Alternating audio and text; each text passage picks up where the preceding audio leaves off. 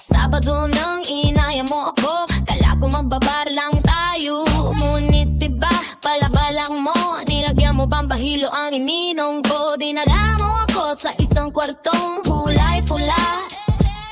At ang tanong mo sa akin kung handa ka na ba, nagulat ako nung iyong ipakita. Malaki at mataba mong sawa, wala na akong magawa kundi pagbigyan ka. Bim bam, bim bam, bim bam, bim bam, bim bam, bim bam, bim bam.